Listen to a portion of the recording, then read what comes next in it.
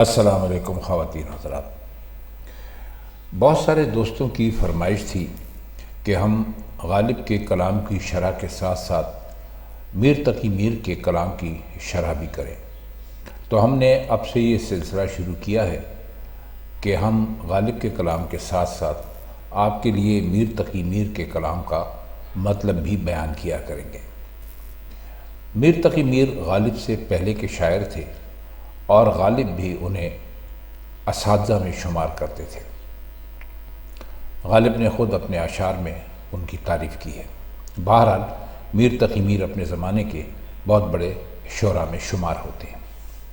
آج ہم نے میر تقی میر کی جو غزل آپ کے لیے منتخب کی ہے، اس کے معنی اور اس کی شرح ہم پہلے بھی ایک مرتبہ آپ کی خدمت میں پیش کر چکے ہیں، شاید آپ کی نظر سے گزری ہو، لیکن دوستوں نے کہا کہ اس کے مزید معنی اور مزید تشریح کی جائے، کیونکہ یہ غزل ان کی سمجھ میں آ نہیں رہی تھی۔ دیکھیے، بات یہ ہے کہ نیٹ پر بیٹھ کر سمجھنا اور سمجھانا قدر مشکل کام ہوتا ہے، آمنے سامنے بیٹھنا اور بات ہوتی ہے، کیونکہ یہاں ہم نے جو کہہ دیا سو کہہ دیا، اب آپ کو اس کے مطلب خود ہی نکالنے ہوتے ہیں۔ یعنی آمنے سامنے بیٹھ کر جو سوال جواب ہو سکتے ہیں وہ نیٹ پر ممکن نہیں ہے۔ ابھی ہمارے اتنے سبسکرائبر نہیں ہوئے ہیں کہ ہم آپ سے آمنے سامنے بیٹھ کر بات کر سکیں۔ انشاءاللہ جلدی اس کا بھی اہتمام کریں گے اور پھر آپ کو کافی سہولت ہو جائے گی۔ دوسری بات ہمیں عرض یہ کرنی تھی کہ دیکھیے، یہ کوئی ایسا پروگرام نہیں ہے کہ اس کو آپ بیچ میں سے سکپ کر کر کے دیکھتے چلے جائیں گے اور آخر کار آپ کو پتہ چل جائے گا کہ کمرے میں جن تھا یا بھوت۔ یہ ہے لیکچرز، اور تعلیمی لیکچرز ایسے ہوتے ہیں کہ آپ جب تک ان کو مکمل نہ سنیں آپ بات کی تہہ تک پہنچ نہیں سکتے۔ اس بات پر ہم زیادہ اصرار اس لیے نہیں کرتے کہ بہت سارے دوست یہ سمجھتے ہیں کہ شاید ہم اپنا واچ ٹائم لینے کے لیے ایسا کر رہے ہیں۔ ایسا ہرگز نہیں ہے۔ اگر ہمیں واچ ٹائم لینا ہوتا تو ہم کسی کلاس روم کی طرح ان غزلوں کو 40 اور 50 منٹ پر بھی پھیلا سکتے تھے، لیکن ہم یہاں پر صرف کام کی بات کرتے ہیں اور جسے انگریزی میں کہتے ہیں ٹو دا پوائنٹ بات کرتے ہیں۔ تو ہمارا مقصد یہ قطعی نہیں ہوتا کہ ہم آپ سے واچ ٹائم لینے کے لیے اس لیے اصرار کرتے ہیں کہ آپ ان غزلوں کو پورا سنا کریں۔ اگر آپ ان کو پورا سنیں گے تو ان سے فائدہ اٹھائیں گے، لیکن اگر آپ ان کو پورا نہیں سنیں گے تو آپ یقین کیجئے آپ اپنا وقت ضائع کریں گے اور آپ کو ان سے کچھ بھی فائدہ نہیں ہوگا۔ بہرحال آج کی غزل شروع کرتے ہیں۔ الٹی ہو گئیں سب تدبیریں، کچھ نہ دوا نے کام کیا، دیکھا اس بیماری دل نے آخر کام تمام کیا۔ شعر آپ اگر چاہیں تو اس کو دنیا کی طرف بھی لے جا سکتے ہیں، دنیا کے گلے اور شکوے جیسے کہ میر نے اس میں کی ہیں اس پر بھی لے جا سکتے ہیں، اور اگر آپ چاہیں تو اس کو صرف اور صرف ان کے محبوب کی طرف بھی لے جا سکتے ہیں۔ بیماری دل سے ان کا تو مطلب ہے عشق، اور کام تمام کرنے کا مطلب ہوتا ہے ختم کر دینا، کسی بھی چیز کو، کسی بھی کام کو ختم کر دینا۔ اور تدبیر الٹی ہونے کا مطلب ہوتا ہے کہ آپ کوئی کسی چیز کو، کسی بات کو اچھائی کے معنوں میں سوچیں یا اچھائی کے معنوں میں کرنے کی کوشش کریں، لیکن اس کا نتیجہ برائی کے معنوں میں نکل آئے۔ تو وہ شعر میں دراصل کہنے کی کوشش یہ کر رہے ہیں کہ جب انسان کسی کام کا تہیہ کرتا ہے اور اس کو کرنے کے لیے اور اس کی کامیابی کے لیے پوری طرح پر امید ہوتا ہے تو پھر اور اس کے لیے تدبیریں بھی کرتا ہے تو پھر کبھی کچھ نہ کچھ ایسے حالات پیدا ہو جاتے ہیں کہ وہ دوا یعنی تدبیر سمجھ لیجئے کہ وہ کچھ بھی کر لے اس کا کام بن کر نہیں دیتا۔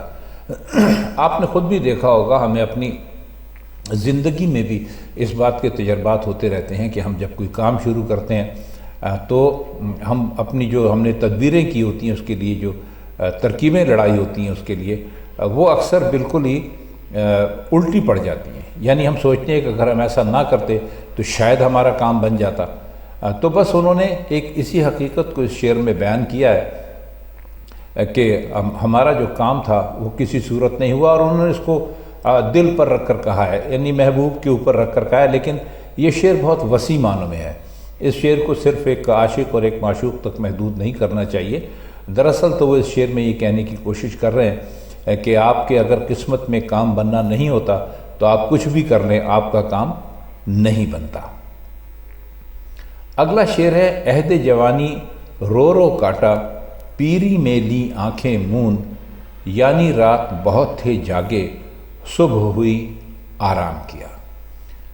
عہد جوانی کا مطلب ہے جوانی کا زمانہ، اور رو رو کاٹا کا مطلب ہے کہ بہت مشکل سے، بہت تکلیفوں کے ساتھ، بہت اذیتوں، بہت مصیبتوں میں رہ کر ہم نے اپنی جوانی کا وقت گزارا۔ اور پیری کہتے ہیں بڑھاپے کو۔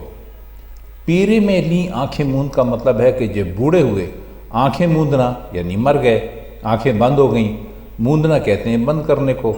تو کہتے ہیں کہ عہد جوانی میں بھی ہم کبھی خوش نہیں رہے، اس کو بھی ہم ایک مصیبت کی طرح ہم نے وہ وقت کاٹا، اور جب بوڑھے ہوئے تو ہماری آنکھیں بند ہو گئیں، یعنی رات بہت تھے جاگے، صبح ہوئی آرام کیا۔ کہنے لگے پھر ہماری یہی حالت ہو گئی کہ جیسے کوئی آدمی پوری رات جاگے، محنت اور مشقت کرے، تھک جائے، اس کو نیند بھی بہت شدید آ رہی ہو، اور صبح ہو تو پھر وہ آرام کرنے کے لیے لیٹ جائے یا سو جائے۔ تو کہنے لگے وہ کہتے یہ ہیں کہ ہمارا حال اس سے کچھ مختلف نہیں ہوا، کہ ہماری زندگی کے بس دو ہی دور رہے، کہ بس عہد جوانی تھا تو وہ بھی ہمارے لیے کوئی خاص خوشیاں لے کر نہیں آیا، اور بوڑھے ہوئے تو مر گئے، تو ہماری کہانی تو بس یہاں پر ختم ہو گئی، بالکل اس آدمی کی طرح کہ جس نے رات بھر بہت جاگا ہو، رات کو اس کو ذرا بھی آرام کرنے کا موقع نہ ملا ہو، اور جب صبح ہوئی تو وہ آرام کرنے کے لیے لیٹ گیا۔ کہنے کا مطلب یہ ہے کہ پوری زندگی جو تھی وہ ہماری ایک مصیبت ہی میں گزر گئی۔ تیسرا شعر ہے کہ حرف نہیں جاں بخشی میں، اس کی خوبی اپنی قسمت کی، ہم سے جو پہلے کہہ بھیجا، سو مرنے کا پیغام کیا۔ جاں بخشی کہتے ہیں کسی کی جان کو بخش دینا، کسی کو چھوڑ دینا۔ ہم سے جو پہلے کہہ بھیجا، سو مرنے کا پیغام کیا۔ کہہ وہ یہ رہے ہیں کہ ہماری جان چھوٹنے کی جو طریقہ تھا یا جو وجہ تھی، وہ ہمیں ساری زندگی اس لیے نظر نہیں آ سکی، اور خوبی قسمت کی سے ان کا مطلب یہ ایک طنزاً انہوں نے اس کو استعمال کیا، یعنی اصل میں تو وہ خرابی کہنا چاہتے ہیں۔ تو ہم سے جو پہلے کہہ بھیجا، سو مرنے کا پیغام کیا۔ تو کہنے لگے کہ ابھی ہم نے اپنی بات شروع ہی نہیں کی تھی، اپنی جو داستان تھی وہ سنائی نہیں تھی، رحم کی ابھی درخواست پیش ہی نہیں کی تھی، تو اس سے پہلے ہی انہوں نے ہمیں فیصلہ سنا دیا کہ نہیں بھئی تمہاری کوئی ضرورت نہیں ہے، تم مر جاؤ۔ اب مر جانے سے یہاں مراد یہ نہیں ہے کہ انہوں نے واقعی ان کو کہا کہ تم جاؤ اور مر جاؤ، گولی مار لو، خودکشی کر لو، ایسا نہیں ہے۔ کہہ وہ یہ رہے ہیں کہ ہم نے اپنی پوری کوشش کی، ساری دعائیں مانگی، سب کچھ کیا، لیکن ہماری دعا قبول ہونے سے پہلے یا ہماری جو عرضداشت تھی وہ سننے سے پہلے ہی ہمیں انکار کر دیا گیا، یعنی ہماری بات نہیں سنی گئی اور ہمیں انکار کر دیا گیا، تو اس کو ہم اپنی قسمت کی خوبی ہی کہیں گے۔ خوبی سے مراد ہم آپ کو ابھی بتا چکے ہیں کہ خرابی ہے۔ تو بتا وہ یہ رہے ہیں کہ ہم تو وہ لوگ ہیں کہ جو ابھی دعا مانگتے بھی نہیں کہ ہماری دعا نہ قبول ہونے کے لیے کا ہمیں علم ہو جاتا ہے۔ کہنے کا ان کا مطلب یہ ہے، ایک مقصد یہ بھی ہو سکتا ہے کہ جب ہم کہیں پر کوئی عرضداشت لے کر جاتے ہیں، کوئی درخواست لے کر جاتے ہیں، کہیں کوئی گزارش کرنے جاتے ہیں، تو ابھی ہم اندر پہنچتے نہیں ہیں کہ ہمیں پیغام بھجوا دیا جاتا ہے کہ بھئی آپ کو تکلیف کرنے کی ضرورت نہیں، آپ یہاں سے چلے جائیں، آپ کا کام نہیں ہو سکتا۔ شعر دیکھیے کہ ناحق ہم مجبوروں پر یہ تہمت ہے مختاری کی، چاہتے ہیں سو آپ کریں ہیں، ہم کو ابس بدنام کیا۔ تہمت کہتے ہیں الزام لگانے کو، اور ابس کہتے ہیں خواہ مخواہ کو، یعنی مفت میں۔ تو گلہ کرتے ہوئے وہ یہ کہہ رہے ہیں اپنے محبوب سے کہ آپ نے، اب دیکھیے یہاں پر محبوب کو پھر آپ ایک مرتبہ اگر یہ دنیا والے محبوب میں نہ لیں اور اس شعر کو تھوڑے سے ایک وسیع اور معنوں میں سوچیں تو آپ کو یہ بات زیادہ اچھے طریقے سے سمجھ میں آ جائے گی۔ تو وہی کہتے ہیں کہ وہ ہمیں جب دنیا میں بھیجا گیا تو ہمیں کہا کہ بھئی اب تمہارا اختیار ہے، تم جو جی چاہتے کر تو تمہارے لیے کوئی مسئلہ نہیں ہے، تم سب کچھ کر سکتے ہو۔ لیکن کہنے لگے کہ یہ تو ہمیں لگتا ہے کہ ہمارے اوپر ایک الزام ہی ہے، ایک تہمت ہے کہ آپ نے ہمیں خود مختار کر کے بھیج دیا ہے۔ دنیا میں ہوتا تو وہی ہے جو آپ یعنی اللہ میاں جو چاہتے ہیں وہی ہوتا ہے، اور ہمیں آپ نے خواہ مخواہ یعنی یہ بدنام کر دیا کہ جی آپ تو بڑے خود مختار ہیں، آپ جائیے دنیا میں اور جو آپ کا جی چاہتا ہے آپ وہاں کیجئے۔ لیکن ایسا ہے نہیں، یہ تو ایک طرح سے ہمارے اوپر ایک الزام ہی ہے، ورنہ جو آپ چاہتے ہیں ہوتا تو یہاں پر وہی ہے۔ تو ہمیں آپ نے خواہ مخواہ ہمارا نام اس میں کیوں رکھ دیا کہ آپ بہت آزاد ہیں اور آپ بہت خود مختار ہیں اور جو آپ کا جی چاہتا ہے وہ آپ کریں، تو ایسا کچھ ہے نہیں۔ شعر دیکھیے کہ سارے رند اوباش جہاں کے تجھ سے سجود میں رہتے ہیں، بانکے ٹیڑھے ترچھے تیکھے سب کا تجھ کو امام کیا۔ رند تو ویسے تو شرابی کو کہتے ہیں، اوباش کہتے ہیں کوئی یعنی جو اچھا کام نہ کرتا ہو، بدمعاش سمجھ لیجئے، اور سجود کہتے ہیں سجدہ کرنے کو۔ اور یہ بانکے ٹیڑھے ترچھے تیکھے ان سب کے الگ الگ معنی کرنے کی اس لیے ضرورت نہیں ہے کہ آپ سمجھتے ہیں کہ یہ کچھ اچھے لوگوں کے لیے الفاظ استعمال نہیں کیے گئے۔ اور امام کہتے ہیں جو پیشوائی کرتا ہے، جو آگے آگے چلنے والا ہوتا ہے۔ تو کہہ وہ یہ رہیں کہ چاہے انسان کسی قسم کا ہو، شرابی ہو، بدمعاش ہو، بانکا ٹیڑھا ہو، دنیا میں کچھ بھی کرتا ہو، لیکن ایک وقت آتا ہے کہ وہ آتا ہے تو پھر اپنی تمام تر گناہوں کے باوجود، اپنی تمام تر کمیوں کے باوجود اگر وہ آتا ہے تو اسے آخری سارا جو نظر آتا ہے وہ تیرا ہی ہوتا ہے، اور پھر انہیں تیرے سامنے سجدہ کرنا ہی پڑتا ہے۔ سرزد ہم سے بے ادبی تو وحشت میں بھی کم ہی ہوئی، کوسوں اس کی اور گئے پر سجدہ ہر ہر گام کیا۔ اب اس شعر میں ایک چھوٹا سا یعنی اعتراف ہے، اور اعتراف جو ہے وہ ایک بڑائی کے لیے ہے کہ وحشت کا مطلب ہوتا ہے عشق کی وحشت، انہوں نے یہاں کہا ہے۔ تو آپ اگر چاہیں تو اس شعر کو دونوں معنوں میں لے سکتے ہیں، یعنی آپ اس کو مجازی معنوں میں بھی لے سکتے ہیں اور آپ اس کو حقیقی معنوں میں بھی لے سکتے ہیں۔ سرزد ہونا، سرزد کا مطلب ہوتا ہے کچھ ہو جانا، کام کر دینا۔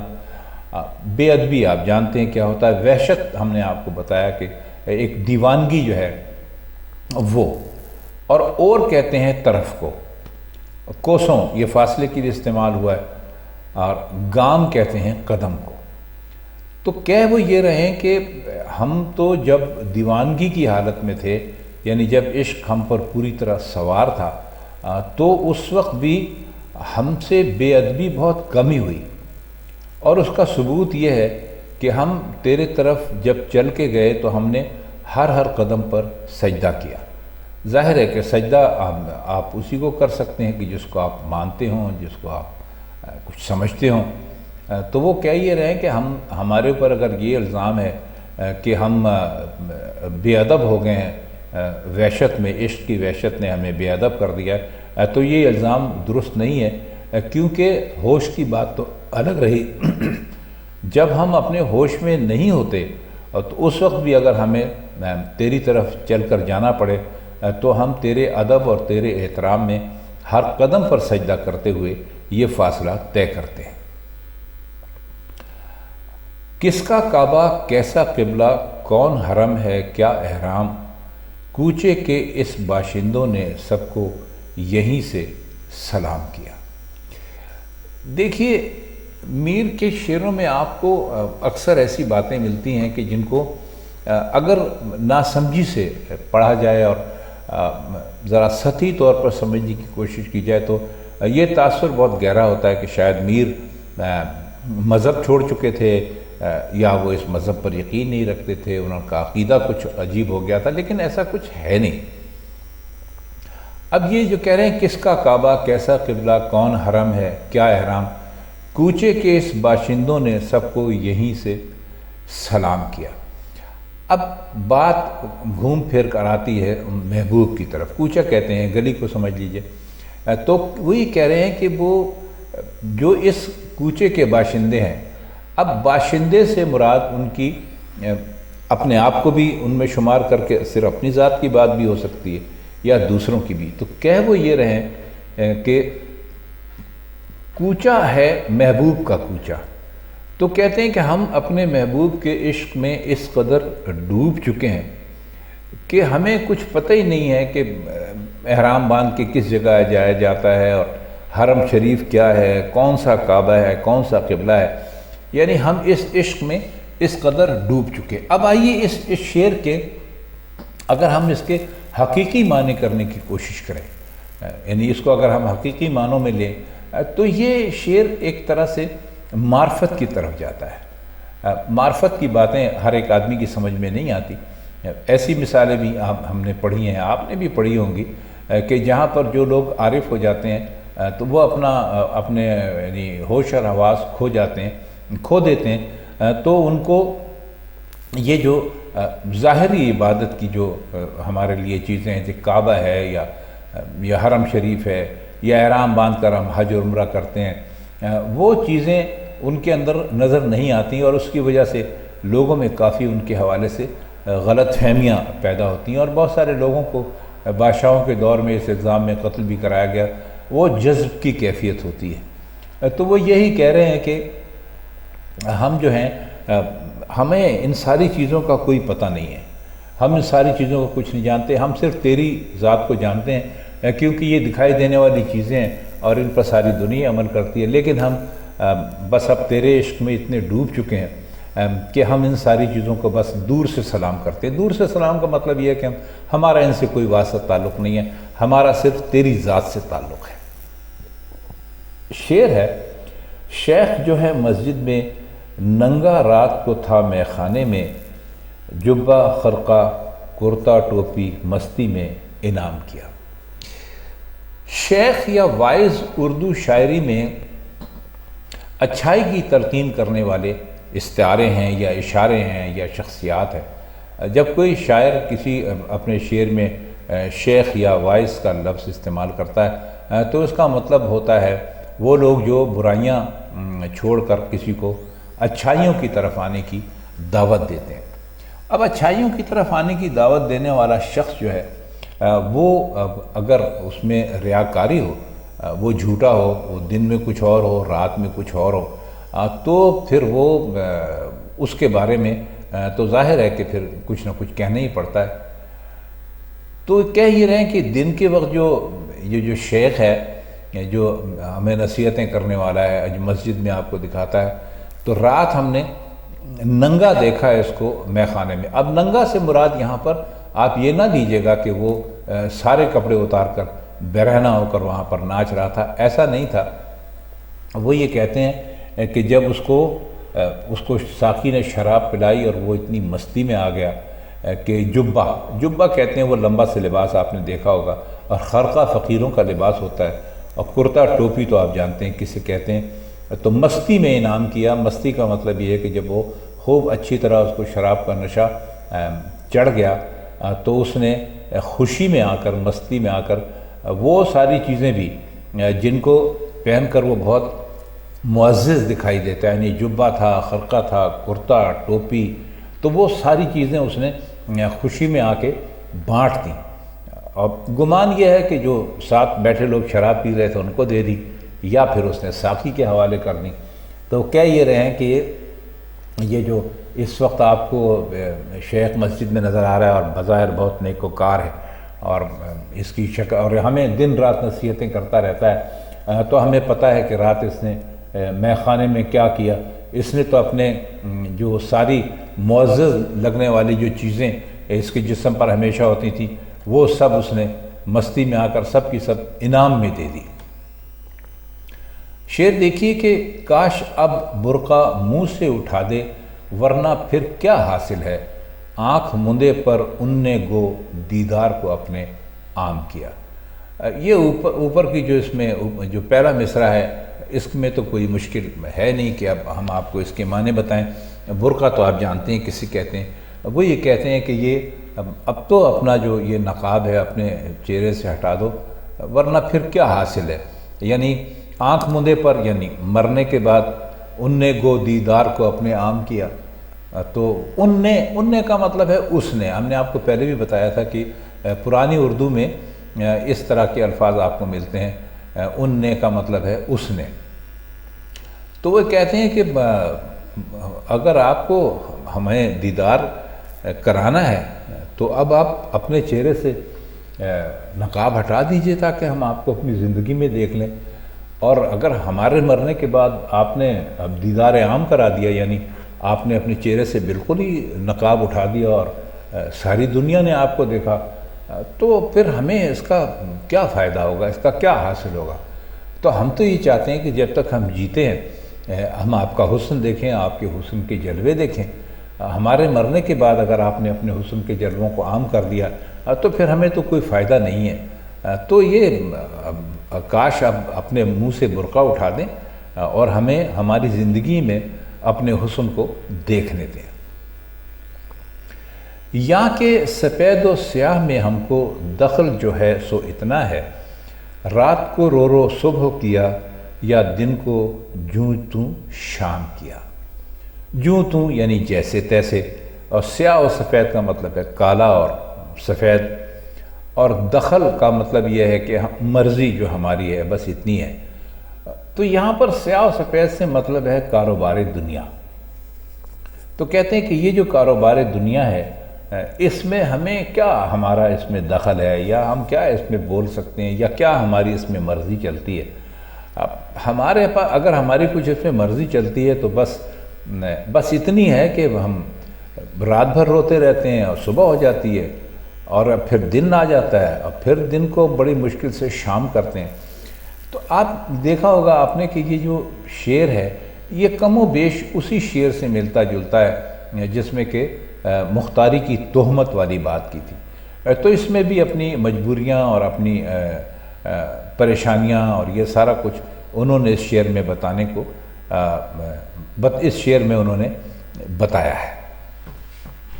اب شعر اس کا ہے، میر کے دین و مذہب کو اب پوچھتے کیا ہو، ان نے تو قشقہ کھینچا دیر میں بیٹھا، کب کا ترک اسلام کیا، کب کا ترک اسلام کیا۔ دین و مذہب یعنی عقیدے کو، ان نے تو کا مطلب یہاں پر وہی ہے اس نے تو۔ قشقہ کہتے ہیں وہ جو ہندو مذہب کے ماننے والے ہیں، وہ اپنے ماتھے پر جو ایک یا چند لکیریں لگاتے ہیں ان کو، اور دیر کہتے ہیں بت خانے کو، اور ترک کہتے ہیں چھوڑ دینے کو۔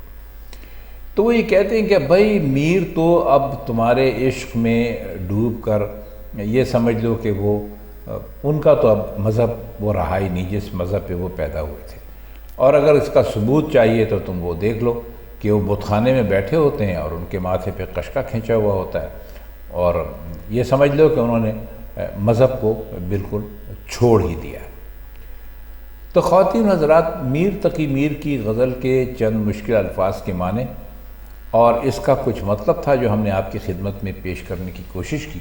اگر آپ کو یہ غزل اچھی لگی ہو اور اگر آپ چاہتے ہیں کہ ہم میر تقی میر کی غزلوں کا سلسلہ بھی غالب کی طرح جاری رکھیں تو کمنٹ سیکشن میں ہمیں اپنی رائے سے ضرور آگاہ کیجیے گا۔ تو بس آج کے لیے اتنا ہی، پھر آپ سے ملاقات ہوتی ہے کسی اور شاعر کی کسی اور غزل کی تشریح کے ساتھ۔ تب تک کے لیے ہم آپ سے اجازت چاہتے ہیں۔ خدا حافظ۔